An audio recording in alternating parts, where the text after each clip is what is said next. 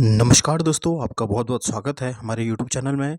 तो आज हम देखेंगे आपके एडवांस्ड एब्स्ट्रैक्ट अलजेब्रा का आपका एक इम्पॉर्टेंट टॉपिक जो कि रहेगा आपका Jordan holder theorem. Jordan holder theorem जो है ये बहुत इम्पॉर्टेंट थ्योरम है और ये आपके पेपर में लगभग आपका 15 टू आपका 19 मार्क्स पूछा जाता है। ठीक है, तो इस वीडियो में हम देखेंगे इसका शॉर्टेस्ट प्रूफ जो कि आपको बहुत इम्पॉर्टेंट प्रूफ है। तो चलिए आज का सेशन शुरू करते हैं। सबसे पहले थ्योरम हमें क्या कहती है, let G be the finite group with two composition series, यानी जी कोई भी एक फाइनाइट ग्रुप है जिसके पास की दो कंपोजिशन सीरीज है। और वो कंपोजिशन सीरीज कैसे हैं हम देखेंगे यहाँ पे, जी कॉमा H1 H2 और कहाँ तक गया ये HN तक गया, जो कि बराबर है आपका आइडेंटिटी एलिमेंट ई के बराबर। ठीक है, आपने देखा होगा इससे पहले कंपोजिशन सीरीज पढ़ी होगी, तो कंपोजिशन सीरीज हम कैसे लिखते हैं कि जी H1 H2 इज कहाँ तक जाएगा, आपके HN तक जाएगा और जो कि एक आइडेंटिटी एलिमेंट के बराबर होगा। तो ये आपका एक कंपोजिशन सीरीज हमने लिख दी। सेकंड कंपोजिशन सीरीज हम मानेंगे कि जी K1 K2 K3 up to Km तक जा रही है और जो कि है एक आइडेंटिटी एलिमेंट के बराबर। ठीक है, तो ये हमारी इक्वेशन 2 हो गई। अब हमने देखा then n is equal to m and the two corresponding series of the composition quotient group, यानी जो ये आपकी कंपोजिशन सीरीज आई इनके हमको लिखने हैं आपके कोशेंट ग्रुप। अभी ये केवल आपकी थ्योरम चल रही है कि थ्योरम क्या कहती है। हमने बोला कि जी क्या है, एक फाइनाइट ग्रुप है जिसमें कि दो कंपोजिशन सीरीज मानी हमने और उस कंपोजिशन सीरीज में आपके जो है कोशेंट ग्रुप लिख दिया हमने। कंपोजिशन सीरीज का हमने क्या लिख दिया, कोशेंट ग्रुप लिख दिया। ये दो आपकी कंपोजिशन सीरीज है, इनका हमने कोशेंट ग्रुप लिखा कि m बराबर n के बराबर होगा and the two corresponding series of quotient composition group are. Composition group कैसे लिखते हैं आपका, सबसे पहले आपका आता है जी H1, ठीक है, फिर ये H1 न्यूमरेटर में जाता है अपॉन H2, इस प्रकार से आपका सीरीज चलेगी H2 अपॉन H3 और कहाँ तक जाएगी आपका, ये जाएगी आपका HN-1 से लेकर HN तक। ठीक है, और उसी प्रकार से आप K1 के लिए भी आपकी सीरीज बनाओगे G upon K1, K1 upon K2, K2 upon K3 और कहाँ तक जाएगी Km-1 अपॉन Km तक। ठीक है, ये आपके उन दो सीरीज, जो ये आपकी दो सीरीज हैं, इनके आपके ये हमारे आगे कोशेंट ग्रुप आ गए उनके। ठीक है, अब हम देखते हैं इसका नेक्स्ट स्टेप क्या रहेगा। जो ये आपके कोशेंट ग्रुप हैं ये आपके आइडेंटिकल हैं। ठीक है, आर एब्स्ट्रैक्टली आइडेंटिकल, आपको दिख रहा है ये दोनों सेम दिख रहे हैं, they are abstractly identical, that is they can be put into one-to-one correspondence such that corresponding quotient group are isomorphic, यानी हम इन दोनों को वन टू वन करस्पॉन्डेंस में लिख सकते हैं जिससे हमारा जो है करस्पॉन्डिंग कोशेंट ग्रुप जो है वह क्या हो जाएगा, आइसोमॉर्फिक हो जाएगा। ठीक है, आइसोमॉर्फिक आपने पढ़ा होगा, आइसोमॉर्फिक का सिंबल कैसे होता है, इस प्रकार से आपका दो जो ग्रुप होते हैं वो आइसोमॉर्फिक कब कहलाए जाते हैं, जब उनमें होगा 1-1 होगा, ऑन टू होगा और वह क्या हो जाएंगे, होमोमॉर्फिक हो जाएंगे। ठीक है, तीन कंडीशन अगर कोई ग्रुप फॉलो करता है तो वह क्या कहलाया जाता है, आइसोमॉर्फिक कहलाया जाता है। अगर G1 G2 के आइसोमॉर्फिक है तो उसे क्या होना पड़ेगा, सबसे पहले उसे होना पड़ेगा 1-1, फिर उसे होना पड़ेगा ऑन टू और फिर उसे होना पड़ेगा आपका होमोमॉर्फिज्म। तीन कंडीशन अगर कोई ग्रुप फॉलो करता है तो वह क्या होता है, आइसोमॉर्फिक होता है। ठीक है, तो ये दोनों ग्रुप आपके जो है कोशेंट ग्रुप जो आ गए आपके आइडेंटिकल आ गए, तो इसका मतलब ये क्या हो जाएगा आपका आइसोमॉर्फिक ग्रुप होंगे। ठीक है, तो ये केवल आपकी अभी जॉर्डन होल्डर थ्योरम की हमने केवल आपकी जो है थ्योरम पढ़ी है, ये जो है आपकी थ्योरम है, अभी प्रूफ हम इसके बाद देखेंगे। ठीक है, तो चलिए इसके बाद इसका प्रूफ देखते हैं। आइए प्रूफ देखते हैं। अब हम प्रूफ क्या कह रहा है, we will prove this theorem by mathematical induction. ठीक है, इंडक्शन जो होता है मैथमेटिकल इंडक्शन, उससे हम प्रूव करेंगे। सपोज हमने माना कि ऑर्डर जो है ग्रुप का वह है जी। ठीक है, when order of group is 1, जब भी आप मैथमेटिकल इंडक्शन हो गए, अगर आपको समझ में नहीं आ रहा है मैथमेटिकल इंडक्शन क्या होता है तो आप ये ले लेना कि ऑर्डर ऑफ ग्रुप जब 1 रहेगा तो थ्योरम हमारी होल्ड करेगी, देन नथिंग टू प्रूव। ठीक है, then nothing to prove and theorem holds obviously. ठीक है, यहाँ तक आपका मैथमेटिकल इंडक्शन से हमने प्रूव कर दिया। अब हमने देखा let the theorem holds for the group order less than O G, यानी हमने इससे पहले प्रूव किया कि ऑर्डर जो ग्रुप का जो ऑर्डर होगा जिसका की वैल्यू कितनी है वह ऑर्डर 1 है, जिस ग्रुप का ऑर्डर 1 है उसके लिए हमको मैथमेटिकल इंडक्शन ने प्रूव किया कि थ्योरम होल्ड करेगी। लेकिन जिस ग्रुप का ऑर्डर जो होगा less than order of group G होगा उसके लिए हमको प्रूव कराना है कि थ्योरम होल्ड होगी या नहीं। ठीक है, now we will prove for the order of the group जो कि क्या है लेस देन 1 है। ठीक है, अब हम यहाँ से केस आपके दो केस बनेंगे। सबसे पहले हमने माना कि when h1 is equal to h2, जब हमारा जो h1 is equal to h2 है, in this case after removing g from equation 1 and equation 2 we get two composition series for h1, यानी हमारी जो पहले ये आपके इक्वेशन 1 और इक्वेशन 2 में से हमने क्या कर दिया g को रिमूव कर दिया।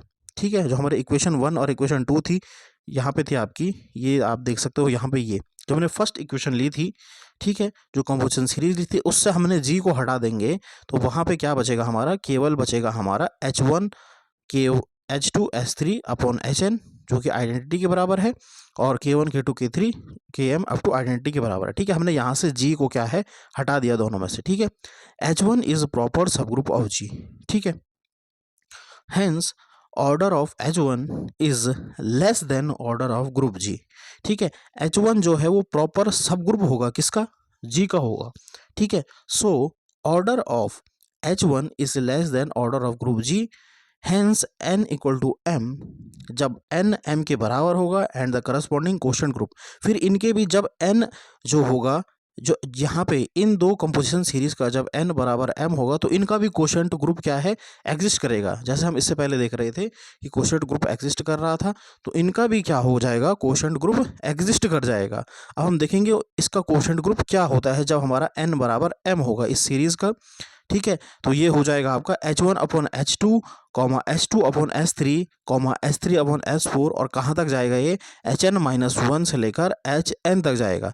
और वैसे ही k1 की सीरीज होगी k1 upon k2 is equal to k2 upon k3 comma k3 upon k4 and up to km-1 upon km। ठीक है, तो ये दो सीरीज आपकी बन गई किस वाली सीरीज की, जो आपकी एब्स्ट्रैक्टली आइडेंटिकल। ठीक है, जो आपका इससे पहले जो आपकी सीरीज थी, जो हमारे कंपोजिशन सीरीज आई थी, ठीक है, जो कि क्या थी आपकी कंपोजिशन सीरीज थी जहाँ पे हमने जी को क्या है हटा दिया था। ठीक है, तो उसके बाद हमारे ये कंपोजिशन सीरीज बनी हमारी, और ये क्या हो जाएगी, ये भी एब्स्ट्रैक्टिकल आइडेंटिकल होगी।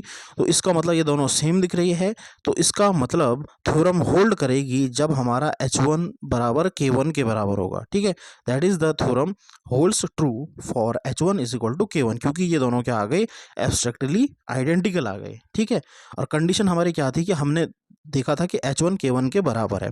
अब केस सेकंड हम इसमें देखेंगे कि h1 जब k1 के बराबर ना हो, दो केस बनेंगे। h1 k1 के बराबर हुआ तो हमने देखा कि हमारे पास दो आइडेंटिकल सीरीज बन गई, इसकी कोशेंट ग्रुप की सीरीज बन गई, तो इसका मतलब वो क्या हो गए, एब्स्ट्रैक्टिकल आइडेंटिकल हो गए। अब हम देखेंगे आपका वो कंडीशन जहाँ पे आपका h1 k1 के बराबर ना हो। ठीक है, चलिए यहाँ पे देखेंगे, when h1 does not equal to k1, जब h1 k1 के बराबर नहीं होगा तो by the third law of isomorphism, third law of isomorphism आपने पढ़ा होगा कि h k अपॉन k जो कि आइसोमॉर्फिक होता है h intersection k upon, sorry यहाँ पे हो जाएगा k, जो यहाँ पे रहेगा वही यहाँ ऊपर न्यूमरेटर में चले k upon h intersection k। ठीक है, ये आपका होमोमॉर्फिज्म जो सॉरी आइसोमॉर्फिज्म की थर्ड लॉ ऑफ आइसोमॉर्फिज्म कहता है कि एच के upon k is equal to k upon h1 into k1, h1 intersection k1। ठीक है, ये आपका थर्ड लॉ ऑफ आइसोमॉर्फिज्म कहता है। इसी को हम यहाँ पे लगा देंगे, आपकी दो कंडीशन बनेगी। ठीक है, फिर से यहाँ पे bye the third law of isomorphism h1 k1 upon h1 is isomorphic, ये मैंने बोला किसका सिंबल होता है आपका आइसोमॉर्फिक का होता है, कि अब k1 upon h1 intersection k1। ठीक है, और यहाँ से हमारा एक और बन गया कि h1 upon k1 is isomorphic to k1 upon h1 intersection k1। ठीक है, h1 और k1 जो हो जाएगा वह हो जाएगा नॉर्मल सब group of g containing h1 and h1 is the maximal normal सब ग्रुप ऑफ g। ठीक है, यहाँ से हमने देखा कि अगर जो H1 K1 के बराबर नहीं है, तो थर्ड लॉ ऑफ आइसोमॉर्फिज्म से हमने ये लिखा कि ये कंडीशन ट्रू होगी, होल्ड होगी ये दोनों कंडीशन। तो फिर क्या हो जाएगा, H1 K1 जो हो जाएगा वो नॉर्मल सब ग्रुप हो जाएगा, किसका, G का हो जाएगा। ठीक है, तो अब हम देखेंगे यहाँ पर से एक अलग सीरीज चलेगी आपकी जो कि D है। हमने एक ग्रुप माना जो D जो है एक फाइनाइट ग्रुप है जो कि आइसोमॉर्फिक है किसके, H1 इंटरसेक्शन K1 के। ठीक है, then K1 upon D is simple, K1 upon D simple हो जाएगा and D is maximal in K1, D क्या हो जाएगा, मैक्सिमल इन K1 हो जाएगा। उसी प्रकार से H1 upon D is simple, then D is maximal in H1। ठीक है, ये दो कंडीशन फिर से आ जाएगी। अब हमने देखा कि D क्या है, एक फाइनाइट ग्रुप है, सो it should have composition series. ठीक है, सबसे पहले हमने H1 की कंपोजिशन सीरीज बनाई, फिर हमने K1 की कंपोजिशन सीरीज बनाई, उसके बाद हमने देखा कि एक D जो है वो आइसोमॉर्फिक हो रहा है किसके, जो है H1 इंटरसेक्शन K1 के। अब क्या करेंगे, हम D की भी कंपोजिशन सीरीज बनाएंगे और फिर उसके क्वोशंट ग्रुप लिखेंगे और फिर हमारी जो है थ्योरम इसके बाद प्रूफ हो जाएगी। ठीक है, हमने देखा कि D is a finite group so it should have a composition series, और D की कंपोजिशन सीरीज हम कैसे लिखेंगे, ये आपका हो जाएगा D comma D1 comma D2 up to DT के बराबर हो जाएगा, जो कि एक आइडेंटिटी एलिमेंट के बराबर हो जाएगा। ठीक है, चलिए अब देखते हैं अब D की कंपोजिशन सीरीज कैसे बनती है हमारी। यहाँ पे आपकी D की कंपोजिशन सीरीज लिखी गई है कि then Z H1 D D1 D2 up to DT जो है ये कंपोजिशन सीरीज हो गई किसकी, आपकी D की कंपोजिशन सीरीज इस प्रकार से बनेगी। ठीक है, और जो आपका दूसरी कंपोजिशन सीरीज है वो हो जाएगी G K1 D D1 D2 up to DT जो कि आइडेंटिटी एलिमेंट के बराबर हो जाएगी। ठीक है, हेंस जो है आपकी दो कंपोजिशन सीरीज जो हमें G में मिली हैविंग क्वोशंट ग्रुप, इनके भी क्या हो जाएंगे, क्वोशंट ग्रुप बनेंगे। जो D वाली सीरीज है उसके भी हमें क्या है, क्वोशंट ग्रुप बनेंगे जो कि बनेंगे G अपॉन H1। ठीक है, और फिर उसके बाद comma H1 upon D comma फिर हो जाएगा D अपॉन D1, इसी प्रकार से D1 अपॉन D2, इसी प्रकार से आपकी सीरीज चलती रहेगी। कहाँ तक चलेगी, DI-1 अपॉन DI तक। ठीक है, ये आपकी फिफ्थ, और कि इसी प्रकार से K की आपने सीरीज बनाई थी। ठीक है, तो उसमें भी आपकी D सीरीज लगेगी और ये आ जाएगा फिफ्थ और सिक्स्थ इक्वेशन आपकी बन जाएगी।